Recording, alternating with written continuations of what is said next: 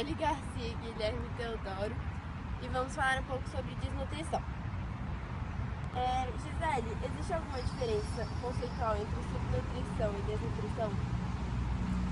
Assim, existe, né? Porque a subnutrição, ela é uma condição que está associada, por exemplo, a uma oferta insuficiente de alimentos. Por exemplo, quando a pessoa tem dificuldade de acessar alimentos e ela não consome a quantidade de nutrientes que é necessária, seja de macronutrientes, né, tipo carboidrato, proteína, ou de micronutrientes, que são as vitaminas, os minerais. E tem uma condição na subnutrição que é, por exemplo, quando a pessoa ela não tem dificuldade de acesso ao alimento, ela consegue o alimento, só que mesmo assim ela está numa condição de subnutrição. Por quê? Porque ela faz a escolha de alimentos que não são saudáveis, como por exemplo alimentos muito processados, ultraprocessados.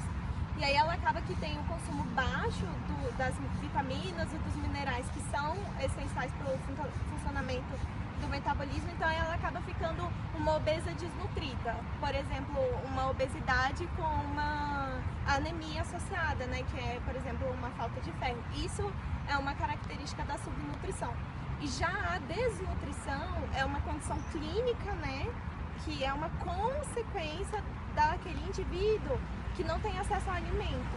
Então ele acaba ficando desnutrido, quando ele não consegue ter um aporte energético ou calórico, né, ou proteico da quantidade de alimento que ele precisa. E aí ele acaba ficando desnutrido. É uma condição clínica, são duas coisas diferentes. Tá. Obrigada, Gisele.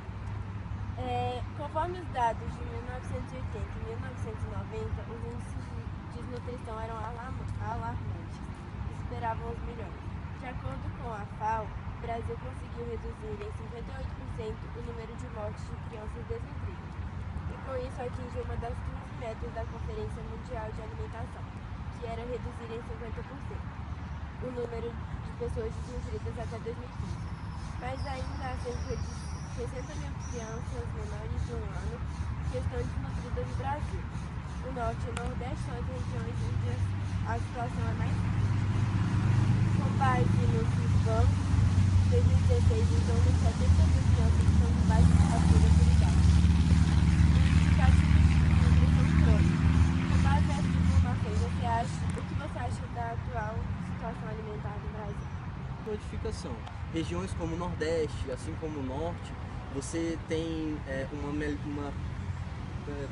uma pior assistência, né? Tem a pior notificação. Na verdade, eles têm uma dificuldade maior em termos técnicos, né, no serviço de saúde.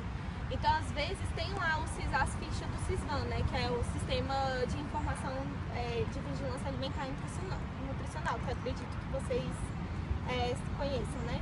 Então, ele traz informações sobre a situação de saúde e alimentar e nutricional da população de acordo com a notificação.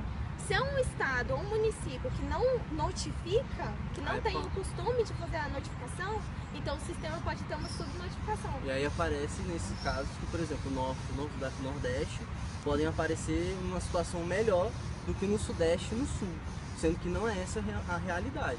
Então, a gente sabe, é uma coisa assim conhecida, que pelo menos na nossa área, que regiões como o Norte e o Nordeste são regiões que têm uma maior vulnerabilidade para a desnutrição, tá?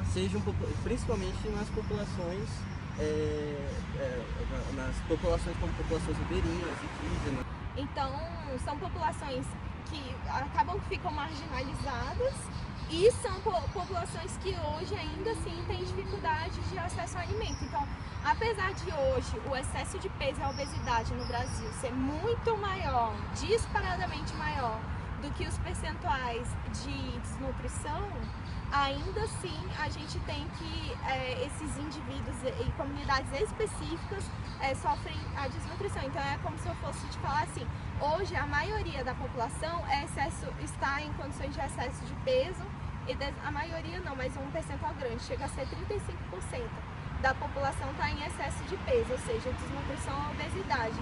Enquanto que, se eu olhar para a desnutrição, mais ou menos os 8% da população, se eu olhar quem são esses 8%, são pessoas negras, são pessoas pobres ou são pessoas vulnerabilizadas, como comunidades quilombolas, indígenas, né? Pessoas que estão à beira da comunidade, né? Mas acabam que estão marginalizadas. Marginalizadas. Quais são as características clínicas da desnutrição e quais as estratégias para o seu enfrentamento? Bom, características clínicas mais visíveis que você tem são, por exemplo, pessoas que acabam apresentando baixa estatura.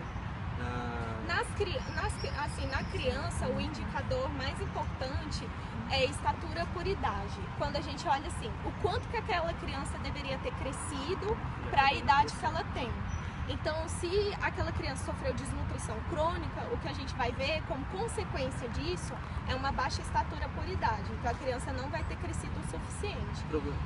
Isso é um indicador de desnutrição crônica. De desnutrição aguda seria o peso por idade. Então, hoje, quanto que é o peso dessa criança em relação à idade dela? Então, peso por idade me dá um indicador do hoje, né? Um indicador mais rápido, né?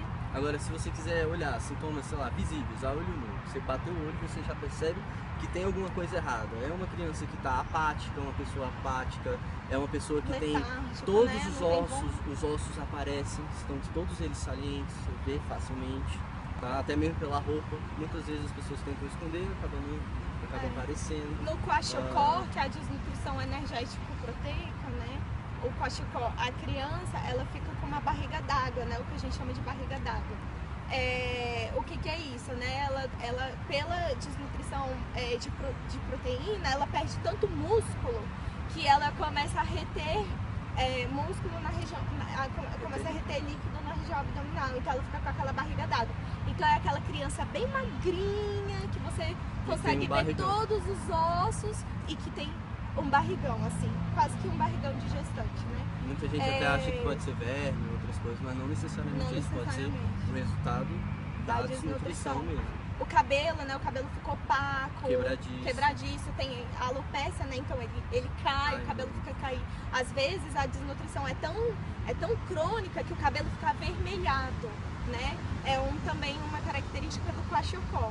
A criança fica com o cabelo meio avermelhado, assim. A gente está falando de criança, mas não necessariamente, pode ser no adulto também, né? A maioria desses fatores você pode acabar extrapolando para o adulto. Certo. Obrigada, Gisele. Obrigada, Guilherme. Até a próxima. Everybody cries.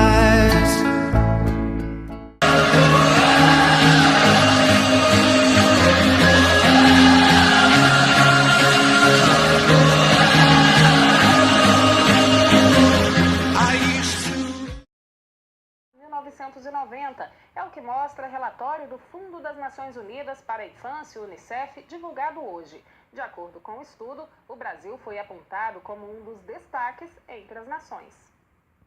O relatório do UNICEF diz que o país superou a meta prevista nos Objetivos de Desenvolvimento do Milênio, de reduzir em 2/3 a mortalidade infantil antes do prazo, que é até o fim deste ano. O documento estabelece compromissos para melhorar a qualidade de vida no mundo.